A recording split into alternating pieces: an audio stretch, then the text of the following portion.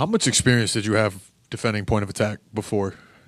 Recently, relatively recently. Was that something you did a lot in high school, college? Not really.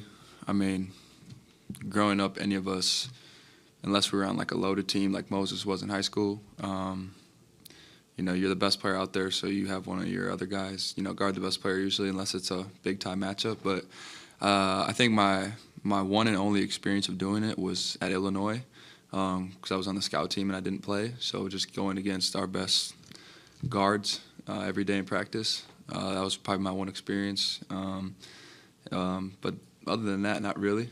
But I picked up things quickly, and I kind of learned what it's supposed to look like. Thanks to Gary, Jimmy, all those type of guys that have given me advice with it. What is it supposed to look like? Yeah, I think it's just picking the ball up high, being aggressive, and really dictating, what we want their offense to look like. And I think point of attack is, in its name, it's, the start of the possession. And from me, it's how I dictate the possession. How much have you embraced that role so far these past few games? Yeah, it's my role, especially if I'm in that starting group, taking on that best guard every night. And so there's been a lot more film I've watched the last 3 or 4 games on each of the guys that I've been matched up with. And I'll just continue to do that tomorrow. Just out of curiosity, yesterday after the game, I don't know exactly who it was, but it was like somebody came running in the tunnel as you guys were headed to the locker room and was like 22 more. I believe it's 22 more, 25 more. 25 more. And they said 25 more, of course, counting down the games. And I'm sure it's a one game at a time mentality, but were you guys counting down all season long, or is there just like a newfound excitement where it's like, okay, we got 25 more, 24 more, and we're just knocking them down each day as we kind of approach the game? I think through this year, Steve, we've tracked like our weeks. And we're just trying to win the week. So if it's 3 games, we're trying to win 2 out of 3. If it's 2, we're trying to win both. If it's 4, we're trying to win 3 out of 4. And so we've kept track of that. But since All-Star break, it's really been just one-on-one, or one game at a time. It's 27 left, and now it's 25. So we're just trying to win each and every one we can. Brandon, how are you? We were talking to Steve earlier about drafting in, high school guys versus guys who had some college versus guys who had a lot of college. QP had a lot of college. For you, how much development have you felt within yourself since your first game as a rookie?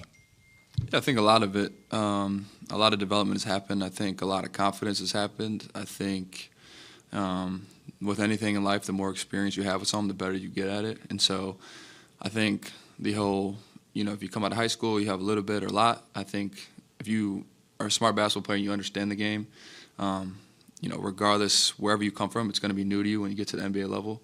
And so it does take time, regardless of what your situation is. But I think smart basketball players are able to figure it out quickly. How much are you able to enjoy what QP is doing and his little celebrations after it? Yeah, I mean, he's definitely a character. He hit a 3 when we were up like 30, and he was still celebrating like it was a close game. And I love to see his passion that he plays with. He loves basketball. So it's been really fun to see his progress so far. I think turnovers have been down since Butler got here. Have you seen that, and how does he kind of steady the team? Yeah, I think he's always going to get a shot up, especially late clock when we put him in isolation situations. I know he said that in one of his post-game interviews. He just always wanted to get a shot up on goal. And that's really the name of the game, especially down the stretch. You always want to get a shot up on goal, and it allows your team to, get offensive rebound, set your defense up after a make. But there is no defense for live ball turnovers, and so the more shots up on goal we can get, the better our defense becomes, especially with the defense we have. What do you think about his candles? Yeah, I mean, it's a little different. I've never seen something like that, but, whatever works for him and works for our team, we'll just keep doing it. What does he do? Light him before the games or what?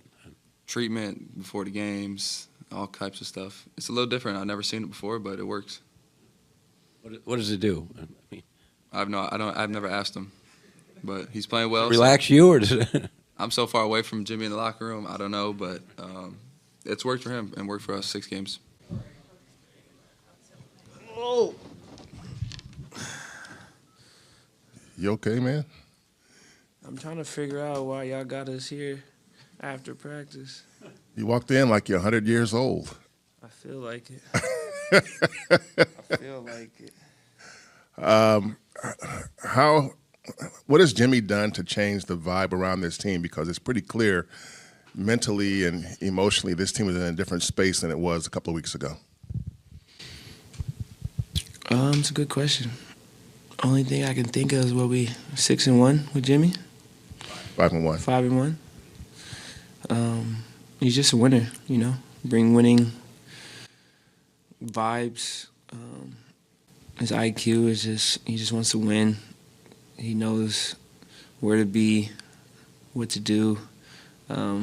He picked up playing with Wardell and Draymond very well, very quickly.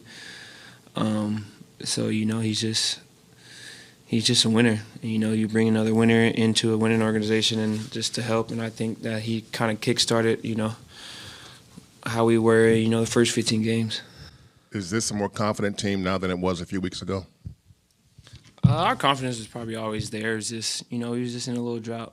And I think he just, like I said, he just got us back to having that confidence at an all-time high. Everybody's confident coming off the bench or whatever position Steve puts us in. You know, everybody's just playing confident well, getting stops, getting a lot of stops, not turning over the ball. And, you know, just play with each other, you know, and being unselfish, you know, and just we don't care who gets it done, and just play the basketball the right way.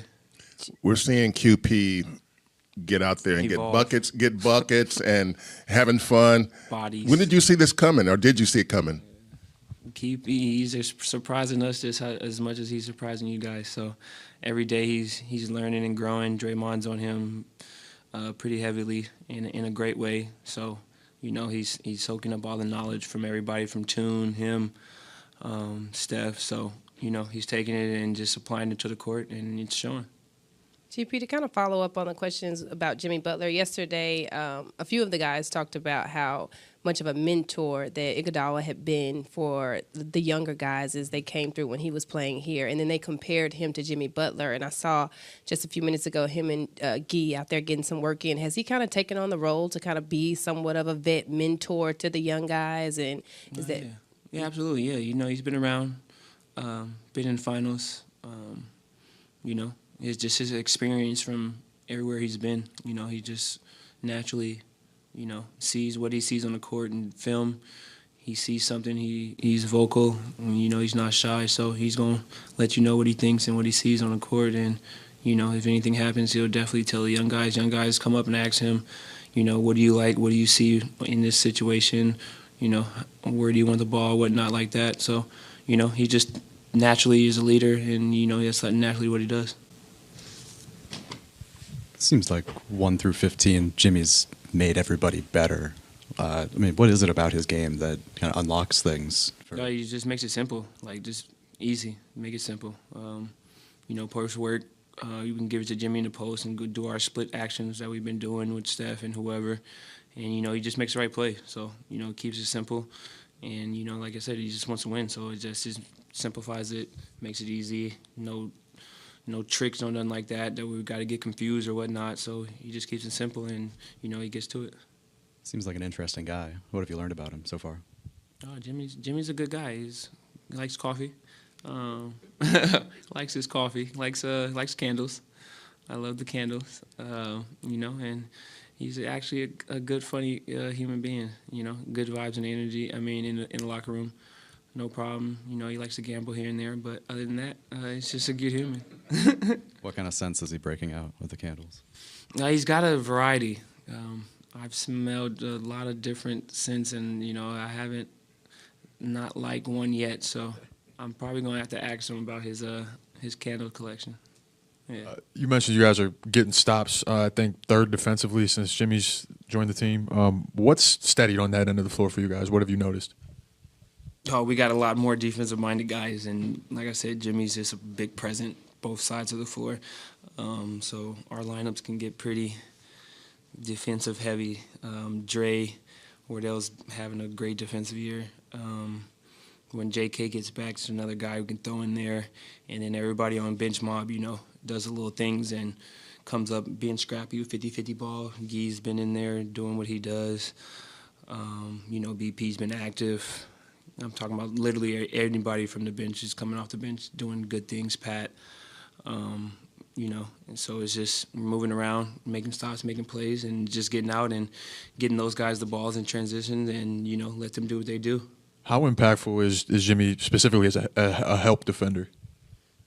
Great. He's back there like Deion. You know, he's in the right spot at the right times, and you know, he sees something, he's gonna jump it, and you know, he picks it off and he goes the other way, and you know, pick six. So, you know, having that trust again on the backside is amazing. You know, don't have to worry about it. Just stick to our scheme, stick to our game plan, and you know, and those guys back there make plays.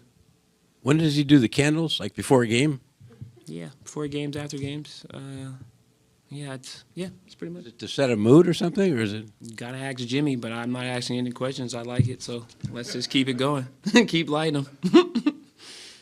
You guys are great. Short and sweet. Enjoy the